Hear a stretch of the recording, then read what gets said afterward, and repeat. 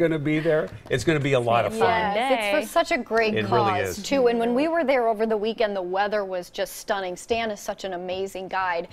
What's the weather going to be like then? Or I mean, I know we're hot now. Well, that's definitely going to be the place to head to escape this heat. I know that for sure over the next couple of days. By the time we get into the weekend, it's going to be changing up a little bit there. I still think it'll be pretty nice along the coast for the weekend too for that event. But let's talk about these changes. We have big time heat moving in. Today we're about 5 to 7 degrees warmer than yesterday. Well, we're going to add about 10 more degrees to that as we go into heat advisory mode.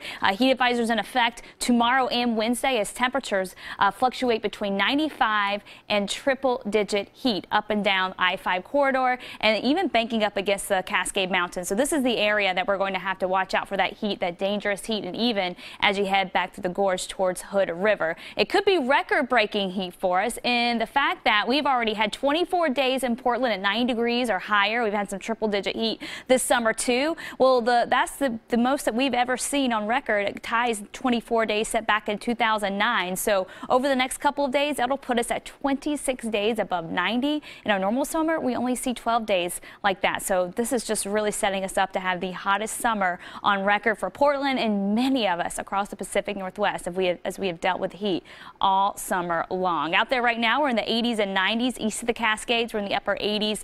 Between Portland and Vancouver, 72 in Astoria right now. And down towards Newport and Lincoln City, temperatures there in the 60s after a beautiful day along the coast. For the rest of this evening, temperatures will slowly fall. The winds have picked up a bit, and that'll help cool things down. Northwest winds at about 13 right now. Humidity has really dropped. Our dew point at 47 degrees. If you remember when it was feeling kind of muggy out, that dew point was up near 60. So definitely drying out, and that is going to be contributing to the fire danger going up. So our relative humidity right now at 24%, and it is going to stay very dry over the next 2 days as that heat continues to build in. For this evening, though, again, pretty pleasant, mid-80s through 7 p.m. It'll be in the 70s after that. Not as crisp tonight. We'll dip down only into the 60s for lows. So that's what you'll wake up to tomorrow morning, right around 65 in Portland, 63 in Salem, 50s for coastal areas, and then you head back towards Redmond and Bend. It'll be in the upper 40s to low 50s there. Here's how it shakes out tomorrow. For Portland, we'll be in the mid-60s at 7 a.m., and then we quickly warm at 10 a.m. We're in the mid-70s. So if you have anything to do outdoors, that is going to be the time to do it. The only thing is you may be battling a little bit of haze as some of that smoke could drift into the valley. I'll have more on that in a second. Fast forward to tomorrow afternoon, and we are going into the 90s very quickly, and in between 4 o'clock and 6 o'clock, that will be our opportunity to hit the upper 90s, and some of us down south may even hit the triple digits. So we have extreme heat, we have extreme fire danger to talk about. This goes through Wednesday too, as we will occasionally see breezy conditions late in the day, and of course we have the very dry fuels, of course, to battle, and we've been battling that all summer long, and that's why we have so many wildfires burning right now in the state, up into Washington too, and that's putting off quite a bit of smoke. So air quality has gone down. We have air quality warnings back across parts of central Oregon, back to the east and up into Washington. So you'll definitely want to limit your outdoor activities with all that smoke in the air. This high pressure that's sitting over us, it traps a lot of those particles in the air, making it worse. And this goes into effect until 11 a.m. Wednesday.